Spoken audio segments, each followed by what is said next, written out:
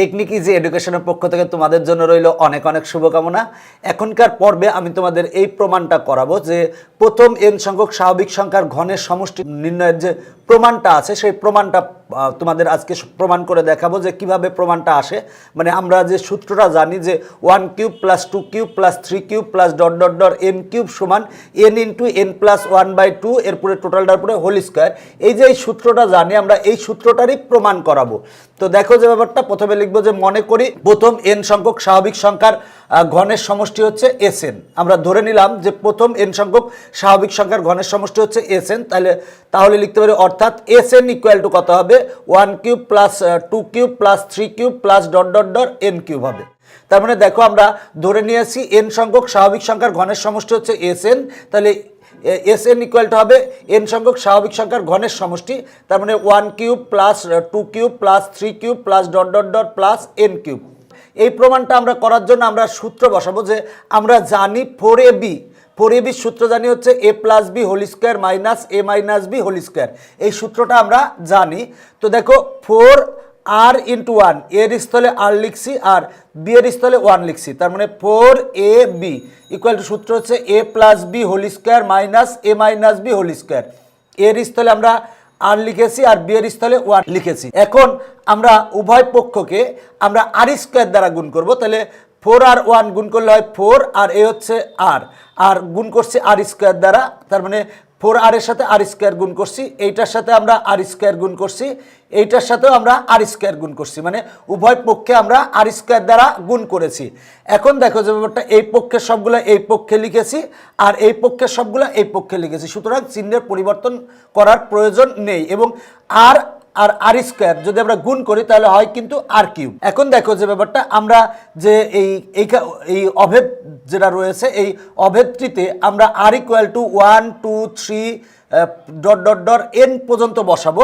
তার মানে আমরা এখানে আর এর মান আমরা এই সমীকরণে আর এর মান আমরা 1 বসাবো, তারপর 2 বসাবো, তারপরে 3 বসাবো, এভাবে বসাতে থাকবো। তার মানে আর এর মান যদি আমরা 1 বসাই তাহলে কী হবে দেখো, এখানে যদি আর এর মান 1 বসাই 1 প্লাস 1 তার মানে হয় হচ্ছে 2, তার মানে 2 স্কোয়ার।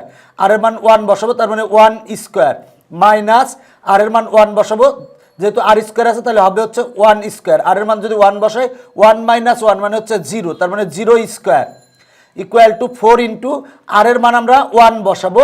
আমরা আর এর মান 1 বসিয়েছি, যেহেতু আর কিউব আছে তাহলে 1 কিউব হয়েছে। তাহলে আমরা প্রথমে এই অভেদটিতে আমরা প্রথমে আর এর মান 1 বসিয়েছি। এখন আমরা আর এর মান 2 বসাবো। যদি 2 বসাই তাহলে দেখো 2 প্লাস 1 সমান হবে 3, তার মানে হোল স্কোয়ার আছে তাহলে 3 স্কোয়ার হবে ইন্টু দেখো আর এর মান 2 তার মানে 2 স্কোয়ার মাইনাস আর এর মান আমরা 2 বসাবো, তাহলে আর স্কোয়ার আছে তার মানে হবে 2 স্কোয়ার ইন্টু আর এর মান যদি 2 বসাই 2 মাইনাস 1 তাহলে হয় হচ্ছে 1, তার মানে 1 স্কোয়ার হবে।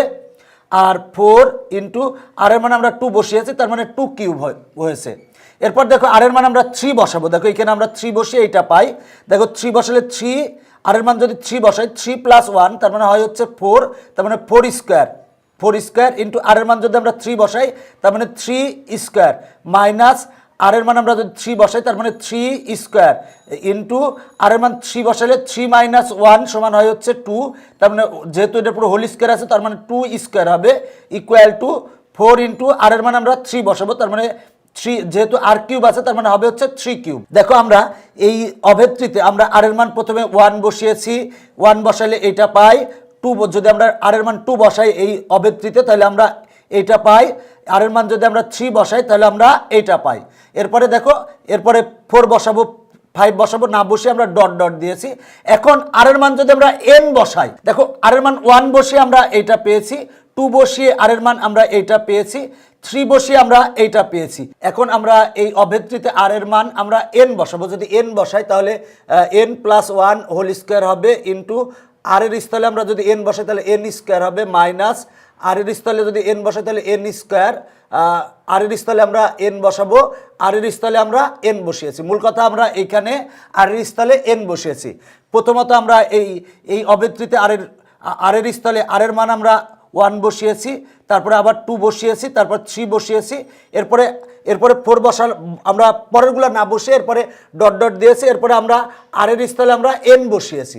এখন আমরা যে ব্যাপারটা সেটা হলো যে যোগ করব, যদিও নিচে থাকলে ভালো হতো কিন্তু আমার জায়গার স্বল্পতা, এইটার নিচেই এটা লিখতে পারলে ভালো হতো। তাহলে যদি আমরা এখন যোগ করি, দেখো এইটার সাথে এইটা কাটবে, এইটার সাথে এইটা কাটবে, এইটার সাথে পরেরটা কাটবে, এইভাবে কিন্তু দেখো এইভাবে কিন্তু কেটে যাবে, তার মানে এইটাও কাটা চলে যাবে, থাকবে শুধু হচ্ছে এইটা আর এইটা। দেখো আবার যদি আমরা যোগ করি, যোগ করলে দেখো এইভাবে কাটা যাবে, তার মানে এইটা আর এইটা কাটা, দেখো 2 square into 1 square, 2 square into 1 square, এটা হচ্ছে প্লাস, এটা হচ্ছে মাইনাস, তার মানে এইটা আর এইটা কাটা যাবে।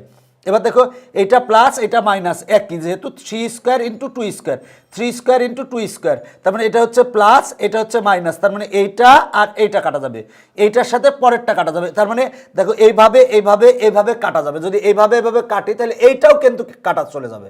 যদি আমরা পরের মানে আমরা এর পরেরগুলো তো লিখি নাই, ডট ডট দিয়েছি, যখন আমরা যোগ করব তখন এইভাবে এইটার সাথে এইটা কাটা যাবে, এইটার সাথে এইটা কাটা যাবে, এইটার সাথে পরেরটা কাটা যাবে, তার মানে এর আগের পদটা যদি হয় তাহলে আগের পদের সাথে এইটা কিন্তু কাটা যাবে, তার মানে থাকবে শুধুমাত্র এইটা ইন্টু এইটা।